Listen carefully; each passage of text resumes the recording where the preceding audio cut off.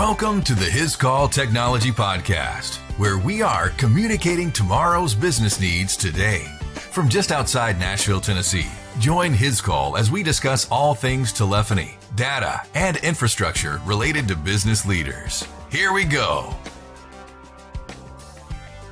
Welcome back to another episode of the Hiscall Technology Podcast. This is Chuck, and once again, I'll be hosting this episode of the podcast. Today, I'm pleased to have in studio with me Tom Ward, one of our account consultants. We're going to talk about some successes that he's had. Tom had a really good year last year, and kind of his approach, some of the unique problems and solutions that he's delivered to his customers. We're just going to have a good time in this conversation. Thanks for coming in here and sitting down at the mics. Glad to be here. Tom, in a recent episode, we'll start this off kind of fun, okay? All right. In a recent episode with Jim Sevier, he used food and cooking as a way to describe an approach to technology. And I can always count on you when I'm going somewhere, say, Tom, tell me a good place to eat in this area. And you most always have a good suggestion. So let's talk about food and eating. I know you enjoy that. It's one of the great blessings of being able to take customers out and grab a little bite to eat. That's right. What's a new place you found that's really exciting and good that you've enjoyed recently? That Nashville's just got a great influx of restaurants, and we're starting to see a little bit more about that in Memphis as well. I'm going to be going this week to a restaurant in Memphis called Moonbeams that I'm excited about. I've heard some good things about it. What's the idea behind Moonbeams? Interesting name. That's a good thing. I have not looked up it. A particular customer that we're going to see this week is recommended it and spoke highly of it. It's fairly new, so we're going to be trying it out. Okay. If they have Bananas Foster, we may just actually have a true new hit on our hands. We'll have to see. When I do any restaurant, one of the things that I consider is what's going to have a good dessert. Mm-hmm. I do enjoy a good dessert. One of the great things about Memphis is it's just like right up Highway 55, Interstate 55, straight from New Orleans, and there's been a lot of influence up that interstate and up the river, and so you have some great restaurants that have a little bit of a Cajun flair. One of those is Brennan's, right off Poplar, and it's you can go in there and you can get a Bananas Foster. If you've never had a great Bananas Foster where they sit there and light it on fire right at your table, that is a true delight. I can say that. I've experienced that with you a couple of times. I've had an opportunity to be there a couple of times. Matter of fact, with some hesitation, when you first told me about that, I did not know what a Bananas Foster was. So when it came out flaming, I was a little taken back. Yeah. It's they pour that rum over and light it, and all the alcohol burns off, and what's left is a caramelized banana mixture that is truly a delight. Very tasty for sure. So what about in Memphis? We've been to Brennan's. You got an interesting place. You're going to Moonbeams, you said. What about around Middle Tennessee when you traveling around? What's some places you like to hit? Well, there's a few places that I really like, but there's just so many new places. There's a lot of new places. I tend to be, jumping in and getting some new ones. And even if the food is not absolutely spectacular, it's good to kind of know what these new restaurants are. And I have a lot of customers in rural areas. There's a company that specializes in working with these more mom and pop type rural areas. That is a company called Tennessee Cheesecake, which makes just about the best cheesecake I've ever had, and I've had a lot of great cheesecakes over the years. It's funny. There is a lot of places that serve an okay cheesecake, mm-hmm. and it's kind of like pizza. Pizza's always okay to eat, but good pizza is really special, and good cheesecake is really special as well. That's right. So, Tom, you've talked about Memphis, Middle Tennessee, rural areas. You've been in sales for a year or two. So give folks a little bit of your background just briefly. Well, I started right out of college working for AT&T. They thought it would be best for me to go to West Tennessee. I pretty much had river to river, state to state outside of Memphis as the territory. Okay. So I know every back road there is in West Tennessee. That's true. Had a lot of fun, a lot of great people in West Tennessee, and still have some of those customers still today. I came over to Hiscall about 15 years ago. Moved to the Middle Tennessee area, have just kind of continued on, but I still have a lot of customers in West Tennessee and still enjoy going back and meeting with them. And some of those facilities and customers that you deal with are really, really interesting. Over the years, I've met with a lot of different customers and different types of industries, and that's really one of the great things about what we do is we go in and we meet with customers and we see how things are being made that most people don't necessarily get to see. Right. Because we're trying to evaluate how they're best going to use the technology. A lot of times we'll have a little tour and we'll see. So I've seen everything from a lot of banking and utilities and healthcare, which are interesting. But, some of the manufacturing stuff is just really, really amazing. What you actually see goes into dog food, and how that gets made. I'll tell you, one of the most interesting is I have a customer that makes sausage.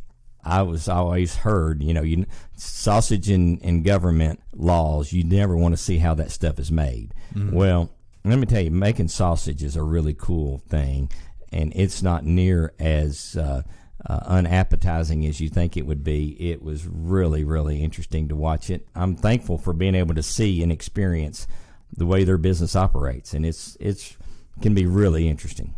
I bought some of that sausage this weekend, as a matter of fact. Oh, really? I made a pot of chili, and I put a little sausage in my chili.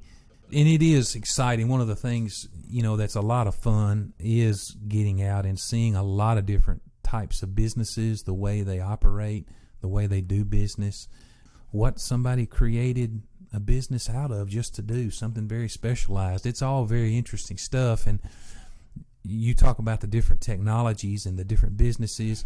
Tom, you know as much about our portfolio as anybody in the company probably. I mean, you can talk about most anybody that we sell. I am a mile wide and an inch deep.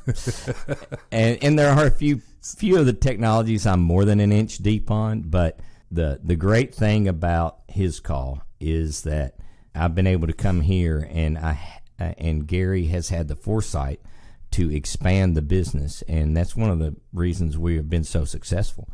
And so the fact that we can expand the business and we can do multiple things. I mean, when I came here, we were a voice company primarily, with maybe doing a little bit of low voltage cabling, but now pretty much any low voltage application we are doing, and I've learned a lot about a ton of low voltage applications. And when you are able to work with customers who value our company's expertise, and they come to you with that business problem, and they say, I have this need.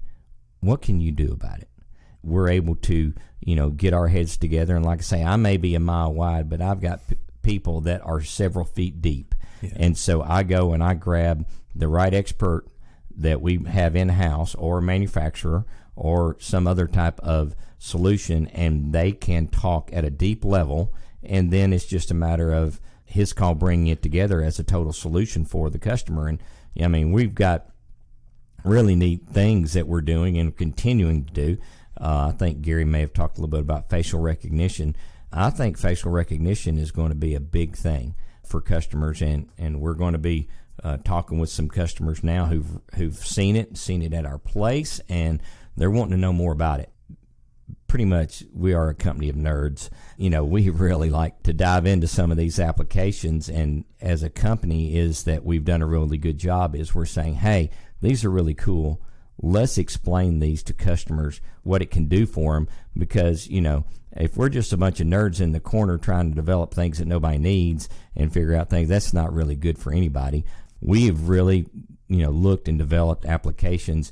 And as we develop and expand our portfolio, we've been able to take some of these applications and create integrations that have really improved businesses, and to where now we're able to integrate them and create a value add that is really kind of synergistic. It's just kind of fun, and that's where, frankly, I really enjoy some of those opportunities.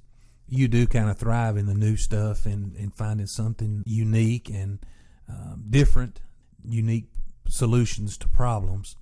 You've been able to learn about our entire portfolio. I hear you saying, what I'm hearing you say is you want to know your customer's business, find out their problems, know what solutions we have to address it, and then bring in the expertise to get deeper as you need to. Yeah, as much as I love customers who just call up and say, hey, I need this, and obviously that enables me to feed the family, I really do enjoy where I get to think a little bit outside the box and brainstorm. And, you're one of the best at brainstorming with me, and so come up with this crazy idea, and you're like, hey, let's figure out how we can make this work. So, people like you is what allows Hiscall to be that company that can think outside the box a little bit and create a scenario and a solution that, frankly, most others can't do. Well, let's talk about some of those solutions where you've maybe gotten out of the box, something new. What's some of the solutions you can think of where you solved unique problems for customers with new technologies? Is that put you on the spot too much? I mean, think about some of the successes you had last year, maybe something you're working this year. I talked a little bit about the facial recognition. Obviously, cloud technology is coming on more and more, and being able to run applications in the cloud. What we're seeing is that these applications that were very expensive for a small amount of customers, if they only have a few needs or a few seats that need something for a contact center, well, you can deploy pretty sophisticated contact centers now using cloud technology that really would have never been an on-premise solution. It would have never been viable. It really does make enable that to provide a level of sophistication that really wasn't applicable before. Speaking of cloud, you've gotten some customers already signed up on Hiscall's cloud telephony system. How's that working out? So far, it's worked out really well. It's been a good thing. I see it being a great solution, especially for customers who have been paying a certain amount of money for dial tone services and that type of thing, but now they've got a really good internet pipe. So, Tom, the customers that you have on Hiscall's cloud, why did they choose Hiscall? What were they looking? Why did they want to go to the cloud? Well, I mean, for example, I had one customer that he kind of wanted it all. He wanted it all, meaning a lot of features. He wanted a lot. He wanted desktop integration. He wanted, Outlook integration. He wanted voicemail to email. He wanted mobility applications so that he can work from anywhere. All of those things were fine, and I talked to him about cloud and on-premise, and he was like, "That sounds great. I'd rather go on-premise. I'd rather own it." I'm like, "Okay, not a problem."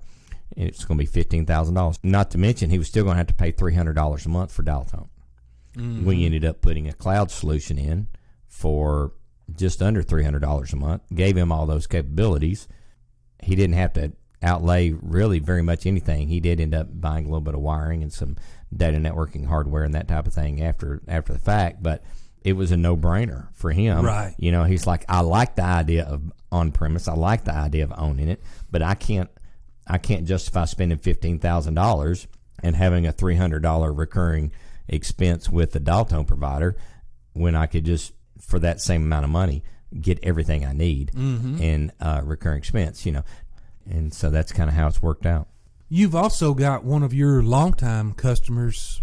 You're talking to them about migrating their contact center to the cloud. It's an existing premise-based contact center with one of our vendors, and they also have a cloud-based version of that platform, and they're looking at migrating that. Yes, that's one of the things that we are looking to probably end up doing more for. Some of these customers have these contact centers that are on premise now, but maybe they're wanting to deploy. In this case, this customer's wanting to add chat. They want to add maybe email routing. They want to add more sophisticated call recording capabilities. They want to scoring and grading. You sit there and they're like, well, we want to add this and this and this and this and this. It just was going to be so much easier for them to go to the cloud version of that and get all of that.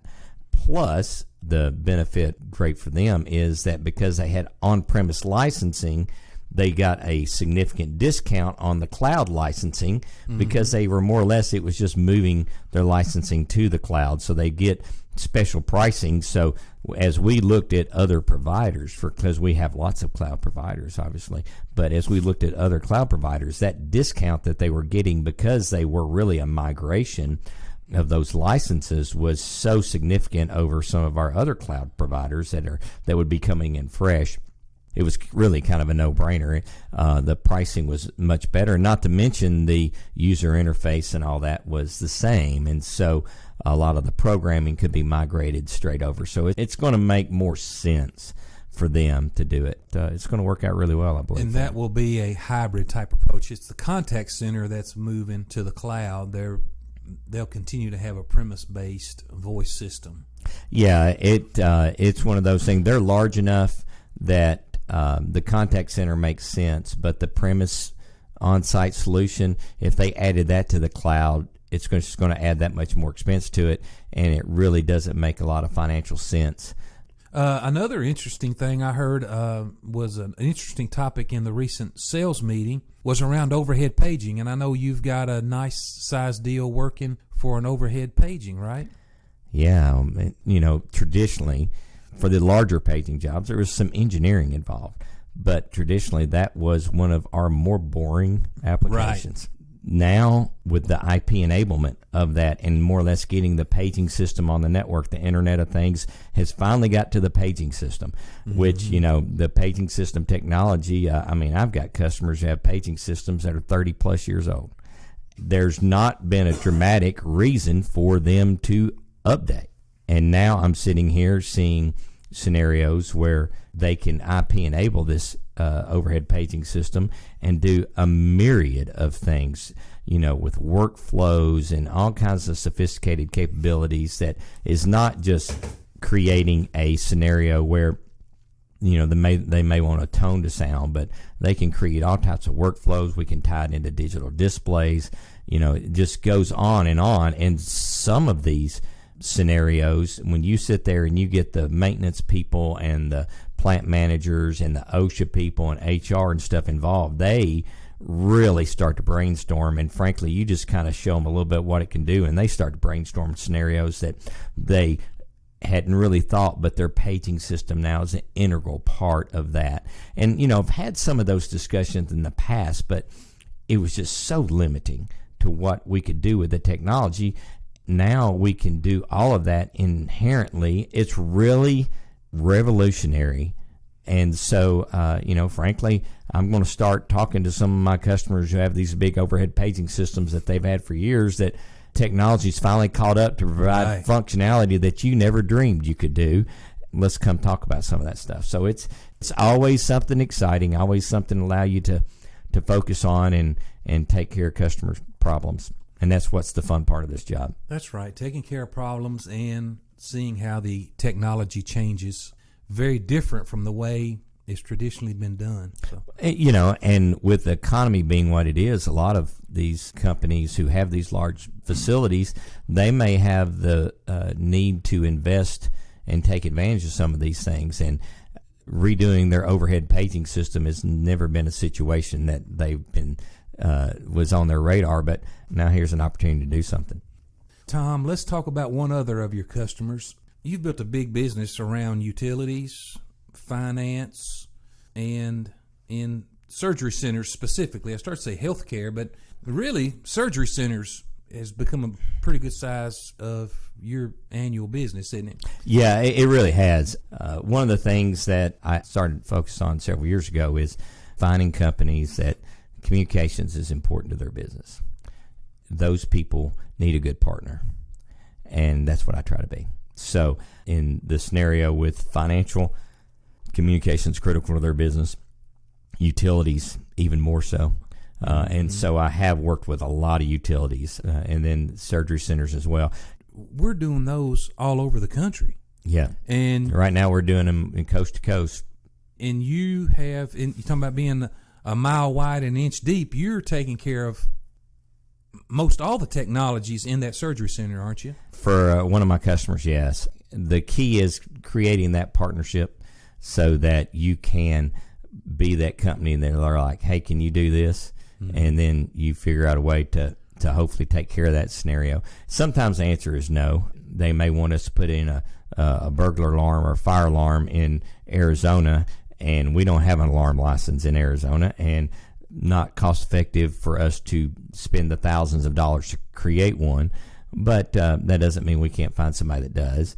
But the key is understanding the industry, and that's what we've really been able to hone in on, is understanding the industry, so that we understand what their needs are, and we work hand in hand with the architects, making sure that the customer gets what they need. One of the problems with large multi-site companies is they deal with different architects over and over, and the architects have their vision, but when they have a partner like us who can go in and explain to the architect what they need for these applications, then they don't have to explain that to the architect every time. And so when we can take care of this and say, Mr. Architect, here's the way this needs to be laid out, then the architect's not having to ask them 100 questions. And we're doing this surgery center just like we did the other surgery center and the other one before that and the other one before that. And then as regulations change, then we're able to try to stay on top of those, so that they don't come in and have this inspector come in and drop the hammer on them. Because, these surgery centers, this is a really neat business, but surgeries are expensive. If they can't pass the inspection, then it is very expensive. So if their inspection gets delayed a week, and that's a week they don't have surgeries, that's hundreds of thousands of dollars potentially. The fact that they can partner with somebody who knows that. One thing that I beat into everybody's head is it's never going to be our fault that one of those surgery centers doesn't pass inspection. That's why they want us, and that's why they choose us, because with our experience, they have confidence that we know what needs to be done, and in that surgery center, it's going to be open. Now, the air handler may not be right, or some other part may not be right, but the nurse call, the phone systems, the access control, the CCTV, those things are going to work. They're not going to hold up final state inspection. Mm-hmm. Is it true? You named some of the technologies there that you do in the surgery center. And now, is it true that these synchronized clocks came as a result of your relationship with one surgery center that asked about those? Is that right? Yeah, that was one of those scenarios where they have a certain application that requires the clocks to be synchronized. Mm-hmm. When you go from surgery to post-op to whatever, there's several reasons why having clocks that aren't on the same time is not a good thing. We've added that. They came with us and said, can you do that? I'm like, it's a low-voltage application, and we partnered with a manufacturer that is matter of fact, they make synchronized clocks for other companies and that puts their name on it. So we went to the original, and therefore we've got a good price point for the customer. It's worked out well.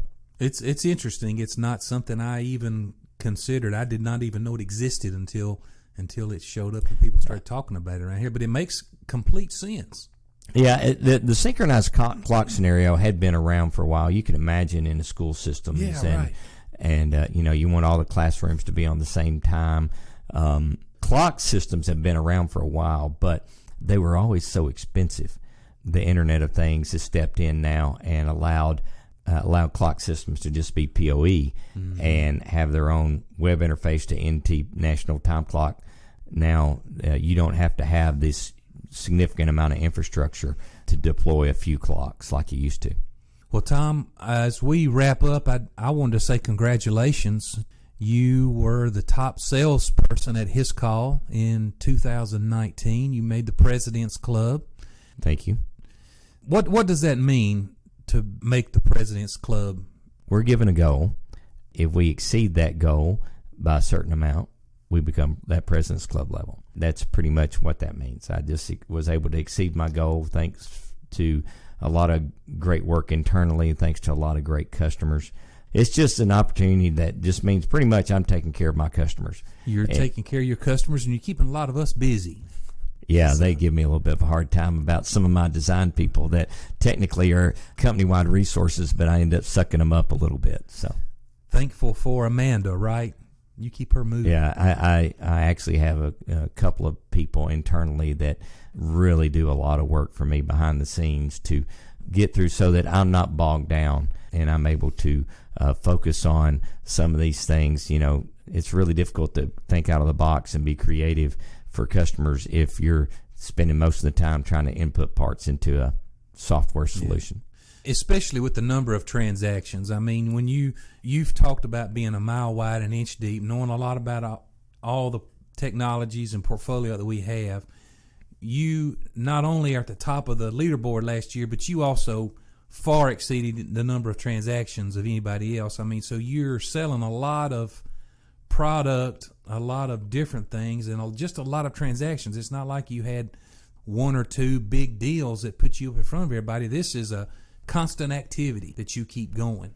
Yeah, it's I've been blessed to be doing this long enough to where I have a lot of customers who need various things at all the time, and frankly, if I didn't have that support, I would get bogged down in providing a headset for a customer, or a couple of handsets, or a handful of licenses and that type of thing. But luckily, I have those support people that can not only take care of those small things, but then when I do have bigger projects, can take the time to get all that stuff in the computer system, get it right, so that I'm not having to do all of that. I'm very grateful for it. Matter of fact, I don't think I could do probably 50% of what I end up doing if it wasn't for some of those support people. Very good. That's good. We've got a good team here, and we succeed together. We make it happen together. And it's good. I even have some customers that they call some of the support people the best sales rep ever and try to ding me a little bit. I'm thinking of you, Cale, if you happen to hear this. Well, Tom, this has been fun to talk about. Hey, before we go, I want to say thank you again for joining. And I want to thank you, the listener, for taking the time to download and spend time with us on the podcast. I hope that you will leave a positive comment or give us a good rating. But most importantly, share it with somebody. So as we wrap up today, remember, don't be afraid, only believe. Thanks, Chuck. Thanks for taking the time to listen to the Hiscall Technology Podcast. Subscribe to this podcast so you can stay up to date with today's business communication trends. To learn more about Hiscall solutions for your business needs, or to listen to previous podcasts, visit us at our website, hiscall.com.